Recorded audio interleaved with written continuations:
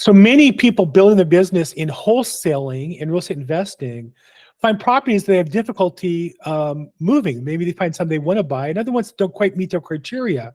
One of the great resources to those wholesalers and investors is New Western, which kind of acts as a middleman, and they'll buy the properties and then resell them and create a market for the wholesaler who has some properties they can't dispose of. One of the top acquisitions people in Southern California is Pouya Nazarian. I've known Pouya for years. I've brought property to him that I got paid on. I know he does a great job. Pouya, thank you so much for making time today. Yeah, thank you for having me on. Thank you, Bill. I've known him for so long. I knew him when he was a single guy roaming the streets of Los Angeles, and today he's happily married and has a daughter, I think 2-year-old daughter. Yes, 2.5-year-old daughter. How long have you been in real estate? About 10 years now. 10 years, going on to 11 soon. And New Western, you've been with them for at least 4 years, I think, that I know of. More than that. I've been with the New Western since about 2016-ish, so about 8 years I've been with New Western. But overall in real estate, 10, 11, going on 11 years now. And I know that you guys are a vendor at the LA Real Estate Investors Club. I saw you there recently. I should say we saw you. So tell me give me kind of a high-level overview of New Western. So New Western, we're a tool for investors to basically find properties and they can add value to it. Flip it, a lot of people see us flipping as a profitable, but just somebody that wants to make a profit. But we really see it as more like a value add to the community, to neighborhoods where, what they call, the diamond in the rough. You got the worst house on the block that an the only way to make that house look good is by flipping it. Okay. And I think, and I really think it's one of the main missed points of flipping, that when they hear the word flipping, all they hear is dollar signs. But the real value, another angle of looking at it, or the other side of the coin to look at it, is that, investors make neighborhoods look good. Imagine having a home, where it's run down, boarded up. We've seen it many times. It just attracts squatters. They go in there. They want to drink in there. They bring their friends. It catches on fire, etc. Makes the neighborhood, makes the property values, etc. come down. But with us, as New Western, we work with investors to find them, because one of the biggest constraints for a flipper is just finding the deal, finding the property, being able to run the numbers. Hey, here's the after repair value. Here's the rehab. Here's the purchase price. And that's what we're really good at. We do that. We save them the time. We give them the property. Basically, we're selling you a property to make money off of. Now looking at the other side of the coin. So why would an investor reach out to you to dispose of a property rather than market it themselves? Okay, yeah. So that's what we're very good at. One thing that I say is, there's one thing I know. There's a lot of things I don't know how to do, but there's one thing I know how to do really well, and that's being able to value a property, put a value, and say, hey, this piece of property, once it's done, it's worth $875,000, $950,000, $1.5 million, or whatever the number is. So basically, what we do is we get a value on the property. That's our special. That's my specialty. I'm, been doing this for almost 10 years. I've looked at thousands and thousands of properties and comp them out. So we get a value on the property, which is called after repair value. And we say, hey, here's an after repair. This is what property is worth. You put X amount of money into it, which is, let's just say $50,000 for the sake of this conversation. And that's a cosmetic repair nowadays. And we're selling this property for $550,000. I'm just throwing these numbers out. You can make X amount of profit on it.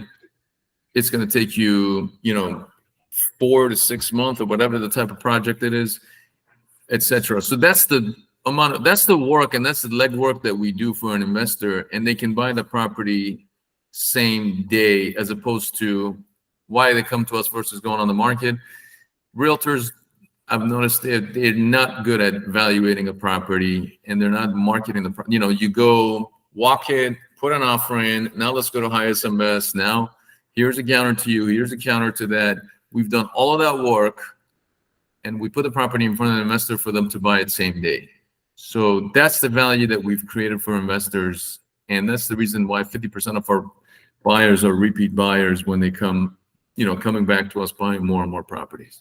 So I know why I brought you a property when you bought it about 2 years ago, and I made money on it, and you made money on it. I wouldn't have taken the time to list it, but I knew that's the kind of property you can work with. Why should a wholesaler bring you a property rather than call their own buyer list or investor list and get the property sold that way? They're free to do that too, but I'll say this, like what I tell the wholesalers is try to sell it yourself, and if you can't, call us, okay? They go around looking for a buyer for, a day, 2 days, a week, 10 days, whatever their due diligence time is. And also having the right buyer to buy in that area, to be available to buy at the same time, whether they're liquid, not liquid, etc.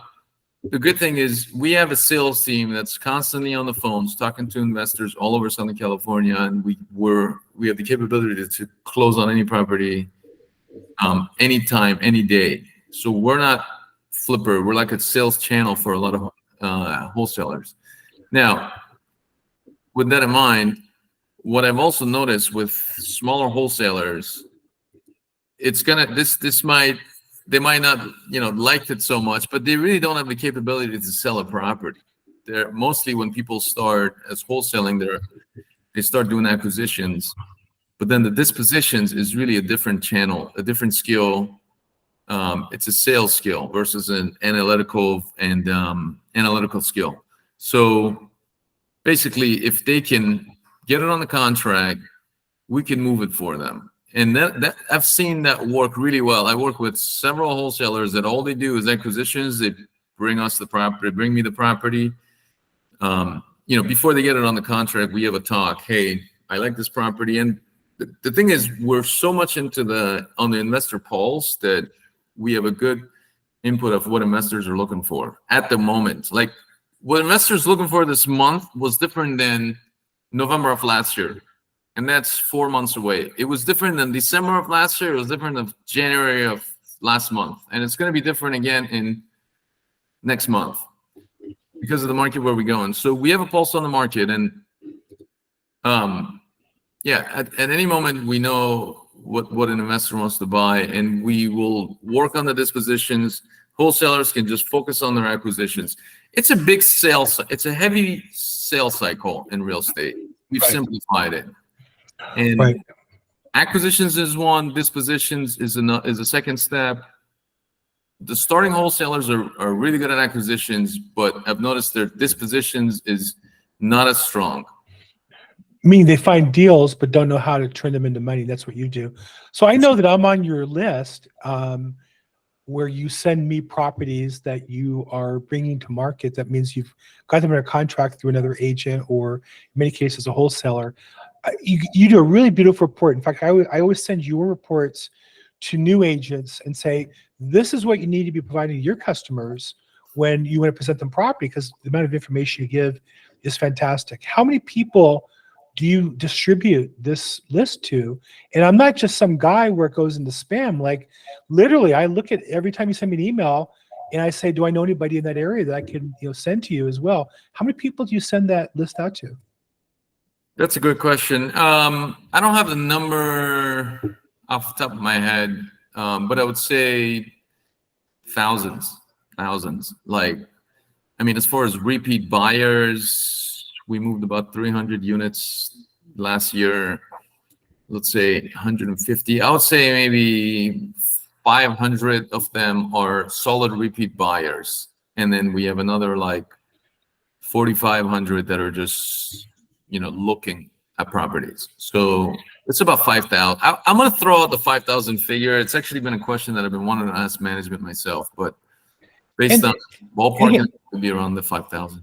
And again, I'm not looking to buy through you, but I see what you're selling. And what I did was I said, wow, one day you sent me a property. I said, wow, if you like that property at that price, I know this other off-market property that I think is as good a deal or better. I brought to you. You came out and we had a contract within 24 hours. We had the contract. We had it sold within 24 hours. The property that I showed you in the West Adams area, I had an agent, a friend of mine, who told me about an off-market property she had. And then I brought it to your attention and you went out and looked at it like the next day and put it in a contract like that day, and we closed within 10 days. And so I think that's the thing that wholesalers need to understand is you're not just, we all get approached by people say, we're a buyer and we buy 10,000 properties and we have $2 billion. You actually went out and looked at the property yourself and you made a decision on the spot. We made an offer and you bought it. It was like lickety split. Yes, absolutely. I mean, that area, West Adams, I know like the back of my hand at this point. I've been working that area for 10 years now. Yeah. At the same time, you know, being a offer contingent versus non-contingent, we got to be a little careful. You know, when it's a non-contingent offer, we don't quite like to do it, but once in a while, if we end up doing it, we got to be very diligent with it. But on a property like that, we'll put it in front of 5,000 investors. You know, it's easy to say just put it in front of 5,000. We do our due diligence. Make sure we have a right value on the property. After repair value, make sure we have a right purchase price on the rehab estimate on the property, and then that's where we come up with a profit amount. There's got to be a decent profit amount for each deal, which we estimate based on the work location, etc. A lot goes into that, how much the profit is going to be. A lot goes into how do we value it and after repair value too. And what I always like to say is it's math with a feel of poker to it.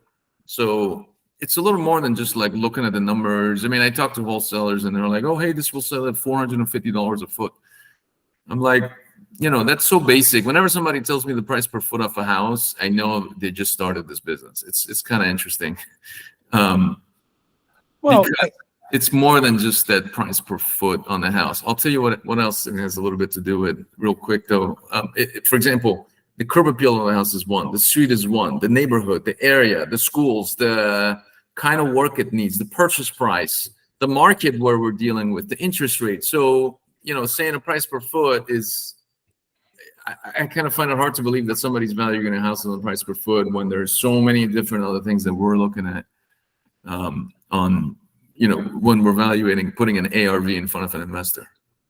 You know, literally, if you look at Altos Research, which is a good source, the average dollar per square foot in the city of Los Angeles, so for the whole city, which is, you know, it's a big city, it's a wide variety. You have $400,000 teardowns and you have $5 million houses. But in the whole city, the average dollar per square foot went from $793 to $843 last month. $793 to $843. As the average in the city. Now, it's not the housing prices went up 5% last month in LA. It feels like it if you look at just dollar per square foot.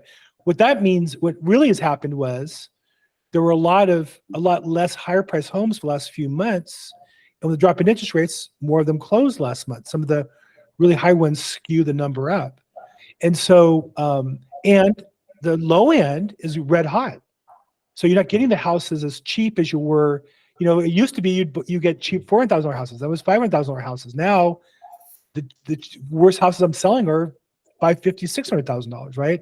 That's driving up the dollar per square foot, but that doesn't really mean the house went up in value. So I guess my point is, you know, people often say they want to count the middleman, but the key is if the middleman's creating value, then you're cutting out value. If the middleman's just sucking up cash, yes, we want to cut out ineffective agents or ineffective wholesalers or dishonest people. But the work you do is, and the other reason why I'm really glad to interview you and share you with the investors. I often get, you know, called by new investors and they want me to help mentor them. I say, well, I really can't do that. I'm just not set up to. I don't have the resources. That's why I do the YouTube and I try to help. But I really try to introduce them to people like you that I think you would be a great resource for somebody to meet with at the LARIC event I saw you at, or to call you on the phone and run properties by you. So I think for all those who are watching, you know, this is an expert on valuing property. This is an expert on reselling property. And if you're starting out in particular and you find a deal in a contract, you find a deal, Pouya can help you, I think, transfer that deal from lead into cash and pretty quickly. And along the way, I think you'll learn some good tricks. So if somebody want to get a hold of you and talk to you more about a particular deal or just in general in real estate, what would be the best way to get in contact with you? Yeah, either one. In general or a specific deal, just you could reach out to me at, you want me to give you my phone number here? Whatever you want. Sure. 310-430-1211. That's our office number. Well, yeah, that's my page, but that's our office number. But 310-430-1211. That's the best way to get a hold of me. Just give me a call, send me a text. I'm happy to talk to anybody interested in getting in or starting out or wanting to do deals or wanting to learn about the market a little bit. But what I'll add to that as well, Bill, is a lot of times wholesalers try to put something on the contract before they give you a call, which is totally fine. But in order to save yourself a little bit of time, feel free to just give me a call. And if you feel comfortable with this, but believe me, I get enough leads where I haven't looked on the MLS in a long time or talked to a seller. I get most of the deals. I get 95% of my deals through agents and wholesalers. So if you want to feel comfortable reaching out and getting an opinion on the deal before putting it on the contract, and that's really how I do it with my contacts, the contacts that I'm doing repeat business, before they get it tied on the contract, you give me a call and say, hey, this is pretty close. What do you think? And I offered for it $550. It's listed at $650. They countered me at $575. And I'm just throwing these out for the sake of conversation. Is there room to go up or not? Sometimes I'll say, listen, 575 is a solid number. We should just take it and run with it. And I could do what I could do with it. You get a commission, you get a fee on top, whatever the case may be. Or sometimes I'll be like, listen, 550 is the most we could pay for this. Just stay firm. And that has saved a lot of time for wholesalers, agents that I've worked with. And I've seen the example. Actually, the guy in your meetup that I interviewed, that I met one time, called me about a lot in Koreatown. It was a 5,000 square foot lot, and we'd seen this property. We put it in front of our investors, and we could not move the damn lot. The value was in the lot next door, and this was a 5,300 square foot lot on Normandy, I believe it was. We ran with it for about a month. We couldn't do anything with it. He called me. I said he had it on contract. Seller had all the time in the world. Just wanted his price. Didn't care much. Long story short, he called me. I said, look, this is not sellable, dude. There's even if he gave this property out for $300,000 in Normandy, on Normandy Street, you can't do much with it. But the value is to get the lot next door. He said, oh, yeah, and still went around with it. And I kind of watched it. 3 months he was running around with that contract, and he couldn't sell it. So we save wholesalers a lot of time when it comes to getting a contract, whether, we can push something, we can pull something. I have a good relationship. After that, he calls me all the time. Hey, do you think I should put this on the contract or not? But yeah, if someone's comfortable to reach out before putting something on a contract, I've been doing this for 10 years. Believe me, you wouldn't be in business if you're burning relationships. I'm happy to speak to you and be able to see if, hey, you can push a little bit on this deal, or you should pull back a little bit on the deal. Well, I think also you look at a lot of deals. I mean, I do a good business.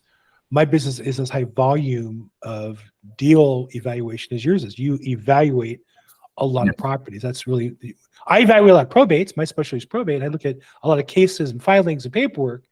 You really look at a lot of deals. I think anybody who's in the business would be well deserved. Now, do you guys also bring in newly licensed agents and train them up, or are you looking for people with more experience? Or tell me about careers at New Western. Both. I mean, we work with agents. Recently, we changed the requirements to be a licensed agent, but that doesn't mean somebody who's not licensed can't interview for the company. And then, we interview agents all the time. Then they get their license and they come on board. Now, there's two ways to do it. If you want to join the company, that's the traditional way is fine. The other way, if you want to just work with New Western, that's another option as well, which is what I was talking about regarding the wholesale. And so, yeah. I mean, there's both ways. You can join, you can work with us as a wholesaler, you can work with us as an investor where you buy the property at the end of the day. So yeah. Well, I think for new investors, I think they'd be well served to work with you. and with the idea that perhaps by learning from you, they might want to join your team or something. So again, that's just, I know it's an option that's open for, that you guys have available. And I want to encourage wholesalers. I think Pouya is an expert. I don't really work that area as well. I list property and sell it, but I'm not the expert on wholesale deals as he is to really get it fine and kind of let the market do more of the work. So Pouya, thank you so much. Again, your phone number, email, I'll put that in the description below. Appreciate your time. Look forward to seeing you next month at the LA Realtor Investment Association as well. And thank you for your time today. All right, Bill. Thank you.